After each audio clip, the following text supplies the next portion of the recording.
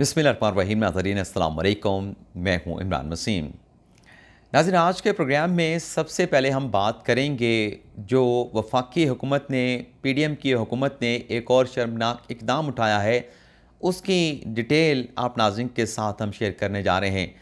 लेकिन नाज़रीन, ये तफ़सीलात आपके साथ डिस्कस करने से पहले इस मामले का मुख्तसर सा पस मंज़र भी आप नाज़रीन के साथ शेयर करना चाहूँगा। नाज़रीन, इससे पिछले व्लॉग में आपके साथ मैंने ये ख़बर शेयर की थी कि गुज़िश्ता रोज़ एफआईए के हुकाम की जानिब से एक नामवर सहाफ़ी शाहिद असलम को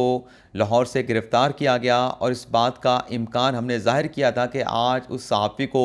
इस्लामाबाद की अदालत में पेश करके उनका जिस्मानी रिमांड जो है वो हासिल करने की कोशिश की जाएगी। तो दिन 12 बजे के बाद सहाफ़ी शाहिद असलम को एफआईए के हुकाम ने इस्लामाबाद के मजिस्ट्रेट के सामने पेश किया और फिर उनका 7 रोज़ा जिस्मानी रिमांड की जो है वो अदालत से दरख्वास्त की गई। अब ये जो इक़दाम है, ये वफाकी हुकूमत का, पीडीएम की हुकूमत का, कैसे इसे शर्मनाक जो है वो इक़दाम करार दिया जा सकता है। ये जो नाज़रीन लाहौर से सहाफ़ी को गिरफ़्तार किया गया, आप नाज़रीन को याद होगा कि इस तरह के मामलात में जो एफआईए की जानिब से माजी में गिरफ़्तारियाँ की जा रही थीं, तो उस पे इस्लामाबाद हाई कोर्ट के चीफ जस्टिस अतर मिनल्ला की जानिब से एफआईए को हुक्म दिया था कि आप एक एसओपीज़ तैयार करें और फिर उस जो आपके स्टैंडर्ड ऑपरेटिंग जो आपका प्रोसीजर होगा उसके मुताबिक आप गिरफ़्तारी करें। आपके इस किस्म के एक्शन में किसी किस्म की रुकावट नहीं होगी। लेकिन ये नहीं हो सकता कि आप किसी को उसके ख़िलाफ़ कोई कंप्लेंट आए और आप जाके उसको गिरफ़्तार कर लें, उसे अपने ऊपर लगे इल्ज़ामात का मौक़िफ़ देने का, सफाई देने का मौका भी ना दें।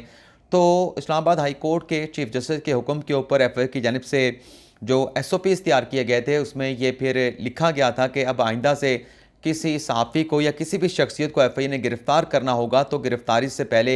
जो कंप्लेंट आएगी, उस कंप्लेंट के हवाले से उस मुतल्लिका शख्स को नोटिस दिया जाएगा, उसका मौक़िफ़ सुना जाएगा, चाहे वो तहरीरी सूरत में हो, चाहे वो शख्स जो है जिस पे इल्ज़ाम है वो ज़ाती हैसियत में एफआईए के सामने पेश होकर अपना मौक़िफ़ रिकॉर्ड करे। उसके बाद अगर बनता है तो फिर उस शख्स को गिरफ़्तार कर लिया जाए। अब जब आज सहाफ़ी शाहिद असलम को अदालत के सामने पेश किया गया तो कमरे अदालत में सहाफ़ी मौजूद थे, मतीउल्लाह जान साहब मौजूद थे, सहाफ़ी एजाज़ सैयद मौजूद थे, उमर चीमा मौजूद थे, साकिब बशीर और दीगर सहाफ़ी भी मौजूद थे।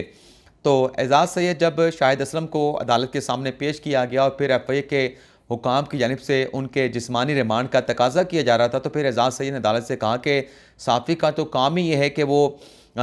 ऐसी मालूमात जो कि अवाम की दिलचस्पी की हामिल होती हैं, जो अवाम के लिए जो है वो अहमियत की हामिल होती हैं, सहाफ़ी ऐसी इंफॉर्मेशन जो है अपने ज़राए से हासिल करके अवाम तक पहुँचाता है। अगर सहाफ़ी को ख़बरें देने के ऊपर, रिपोर्ट करने के ऊपर गिरफ़्तार किया जाएगा और उसका जिस्मानी रिमांड दिया जाएगा, तो ये इस किस्म के जो इक़दामात हैं वो तो पूरी दुनिया में पाकिस्तान की बदनामी का बायस बनेंगे। और फिर शाहिद असलम के वकील की जानिब से अदालत से कहा गया कि ये जो मुकदमा है, ये जो गिरफ़्तारी है, ये एफआईए की जानिब से गैर कानूनी तौर पर तमाम इक़दामात उठाए गए हैं। अब आप नाज़रीन बखूबी ये जानते हैं कि मौजूदा जो पीडीएम की हुकूमत है, उनकी जानिब से माज़ी में आज़ादी इज़हार राय के कितने दावे किए गए और फिर जब ये हुकूमत में आए हैं, तो आपके सामने इस हुकूमत के दौर में सहाफ़ियों के साथ क्या इक़दामात उठाए गए, कैसे गिरफ़्तारियाँ हुई हैं। और ये जो शाहिद असलम की गिरफ़्तारी है, आज जब उन्हें अदालत में पेश किया गया तो फिर एफआईए का इदारा जो कि वज़ारत दाखिला के अंडर है और वज़ारत दाखिला के जो मिनिस्टर हैं वो राना सनालो साहब हैं। हालाँकि कहना तो आज अदालत में एफआईए के हुकाम को ख़ास तौर पे प्रोसिक्यूटर को ये चाहिए था कि हमसे गलती हो गई है, अपनी गलती का एतराफ़ करना चाहिए था कि शाहिद असलम को गिरफ़्तार करने से पहले उन्हें कोई नोटिस नहीं दिया गया, उनका जवाब नहीं मांगा गया। तो हम अपनी गलती का एतराफ़ करते हैं और अब शाहिद असलम साहब को आज रिलीज़ कर दिया जाएगा। उन्हें अपना मौक़िफ़ देने के लिए, चाहे वो तहरीरी सूरत में हो, चाहे वो ज़ाती हैसियत में एफआईए के सामने पेश हो जाएँ, तो पहले इनसे इनका मौक़िफ़ मांगा जाएगा जो इनके ऊपर इल्ज़ाम लगा है। फिर देखा जाएगा कि इनकी गिरफ़्तारी अमल में लानी है, नहीं लानी। लेकिन एफआईए के हुकाम जो है वो आज बजाय इसके कि अपनी गलती का एतराफ़ करते, वो अदालत से जो अपना शाहिद असलम साहब हैं उनके जिस्मानी रिमांड का तकाज़ा कर रहे थे। और फिर अदालत ने दोनों जानिब का मौक़िफ़ सुना और मौक़िफ़ सुनने के बाद नाज़रीन सहाफ़ी का 2 रोज़ा जिस्मानी रिमांड जो है वो अदालत की जानिब से एक्सेप्ट कर लिया गया और अब पीर के रोज़ जो है सहाफ़ी शाहिद असलम को दोबारा मजिस्ट्रेट के सामने पेश किया जाएगा। अब नाज़रीन, अदालत ने जिस्मानी रिमांड भी दे दिया, लेकिन ये अपेरेंटली नाज़रीन जो एफआईए के अपने एसओपीज़ हैं उनकी खिलाफ वर्जी है। अब यहाँ पे आप अंदाज़ा लगा सकते हैं कि एक इदारे की तरफ से एफए की जानिब से वो यकीन दहानी जो उन्होंने इस्लामाबाद हाई कोर्ट को करवाई थी, उसकी खिलाफ वर्जी की जा रही है, तौहीन अदालत की जा रही है। लेकिन उसके बावजूद भी एफआईए से किसी किस्म का जो सवाल जो कि होना चाहिए था वो सवाल नहीं किया गया और फिर जिस्मानी रिमांड जो है वो दे दिया गया। और उसके बाद नाज़रीन सोशल मीडिया पे अब ये कहा जा रहा है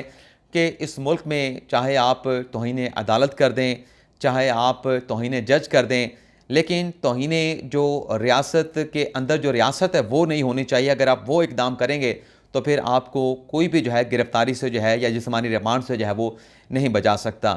तो ये प्रेमा फसाई जो चीज़ें थी वो हमने आप नाज़रीन के सामने रखी हैं जो सोशल मीडिया पे चल रही हैं, सवालात उठाए जा रहे हैं साफ़ी शाहिद असलम की गिरफ्तारी पर। अगली खबर नाज़रीन ये है कि जो रात गए सिंध हुकूमत की जानिब से एक लेटर इलेक्शन कमीशन को लिखा गया और उसमें सिक्योरिटी इदारों की रिपोर्ट जो है वो इलेक्शन कमीशन को भिजवाई गई कि अमन व अमा के ख़तरात हैं, तो लिहाजा जो कल कराची और हैदराबाद में बल्दियाती इंतखाबात की पोलिंग होनी है उसको रुकवा दिया जाए। तो इलेक्शन कमीशन ने एक मरतबा फिर सिंध हुकूमत की जो दरख्वास्त थी उसको मुस्तरद कर दिया है और ये इलेक्शन कमीशन का नाज़रीन फ़ैसला आने के बाद अब सिंध हुकूमत ने भी एक तरीके से हाथ खड़े कर दिए हैं और सिंध हुकूमत के मिनिस्टर नासिर शाह साहब ने कह दिया है कि हमने 2 मरतबा ख़त लिखा है, अब इलेक्शन कमीशन जो है वो हमारे ख़त के ऊपर जो है वो इलेक्शन को मुलतवी नहीं करवा रहा, तो इससे ज़्यादा हम क्या कर सकते हैं। लेकिन जिस वक्त नाज़रीन हम ये प्रोग्राम रिकॉर्ड कर रहे हैं, ये इलेक्शन कमीशन का फ़ैसला आने के बाद जो MQM है उसने हंगामी इजलास बुला लिया और जो MQM का इब्तदाई मौक़िफ़ सामने आया इलेक्शन कमीशन के इस फैसले के ऊपर, तो MQM ने कह दिया है कि हम हल्का बंदियों के मौक़िफ़ के ऊपर किसी किस्म का जो अपना मौक़िफ़ है उससे हम पीछे नहीं हटने वाले। अब देखते हैं कि MQM इस मामले के ऊपर क्या जो है वो फ़ैसला करता है। अगली खबर नाज़रीन जो आपके साथ हमने शेयर करनी है वो नाज़रीन आलमी महाज से पाकिस्तान की मईशत के हवाले से एक बड़ी अहम खबर है। खबर नाज़रीन है कि वर्ल्ड इकनॉमिक फ़ोरम ने एक रिपोर्ट शाया की है जिसमें नाज़रीन ये कहा गया है कि पाकिस्तान को डिफ़ॉल्ट का ख़तरा जो है,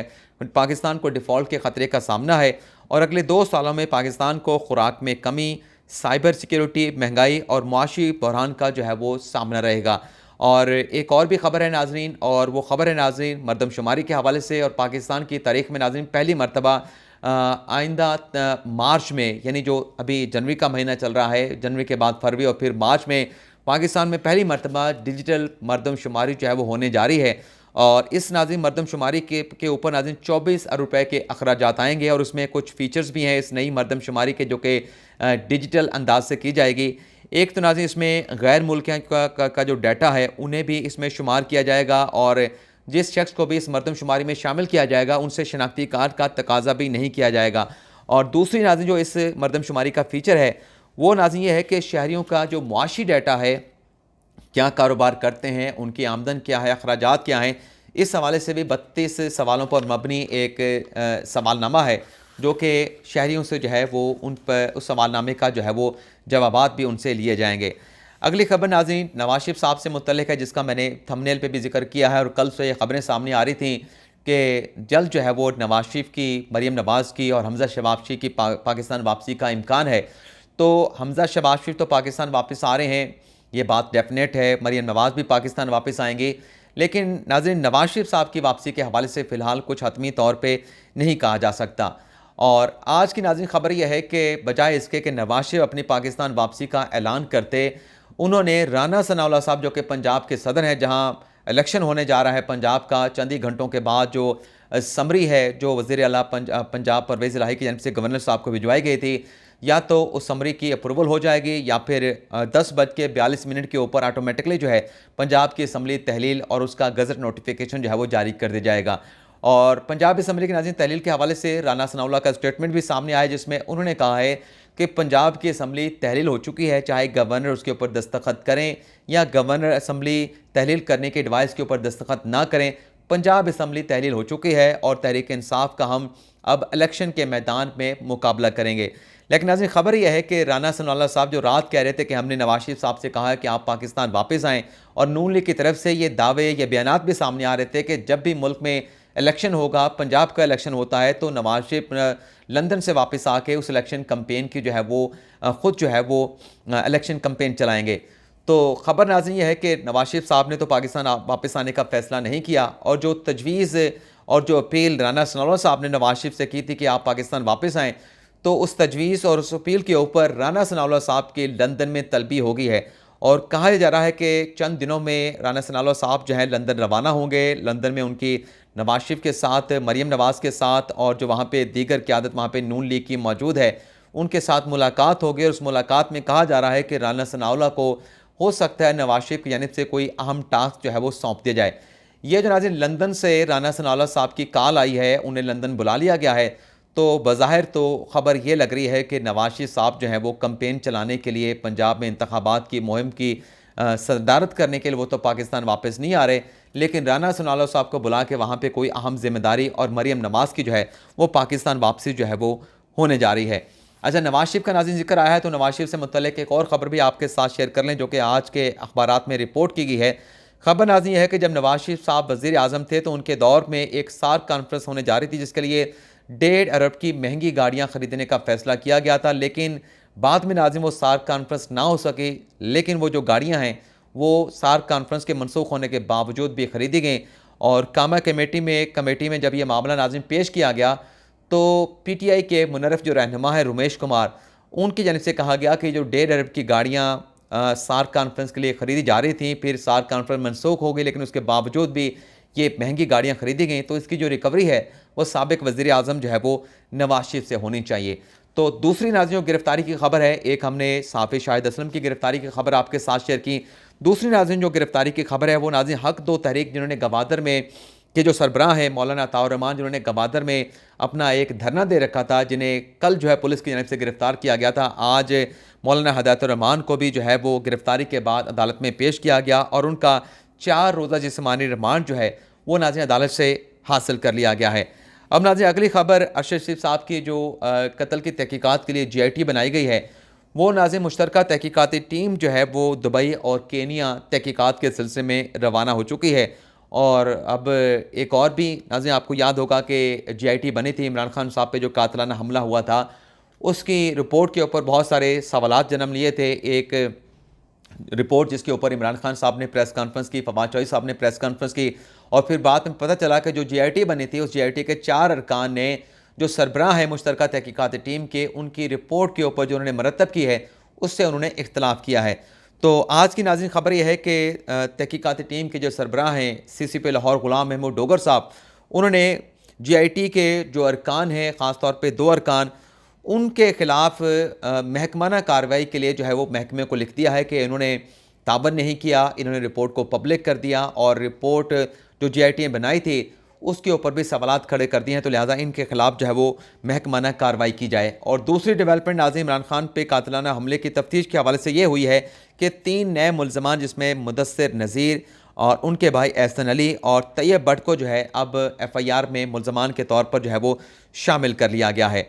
और एक और ख़बर भी है नाज़रीन, लेकिन वो फिर अगले व्लॉग में आपके साथ हम शेयर करेंगे। लेकिन ख़बर नाज़रीन वो है साबिक़ वज़ीर दाखिला शेख रशीद साहब से मुतल्लिक। अब नाज़रीन जब मैं ये प्रोग्राम क्लोज़ करने जा रहा हूँ तो तकरीबन 6:30 हो चुके हैं, बल्कि 6:13 हैं और अब तक गवर्नर की जानिब से पंजाब असम्बली तहलील करने की जो समरी है उस पर दस्तखत नहीं किए गए। तो जैसे ये खबर सामने आती है या गवर्नर साहब समरी पे दस्तखत करते हैं, जैसे वैसे तो राना सनाउल्लाह साहब ने, जैसे कि मैंने अभी आपके साथ शेयर किया कि उन्होंने कह दिया कि इसके ऊपर दस्तखत की ज़रूरत नहीं है, असम्बली तहलील हो चुकी है। लेकिन नाज़रीन इसमें देखने की जो बात है, जो ख़बर इस समरी की अप्रूवल से होगी या ऑटोमेटिकली इसकी अप्रूवल से होगी, वो ये होगा कि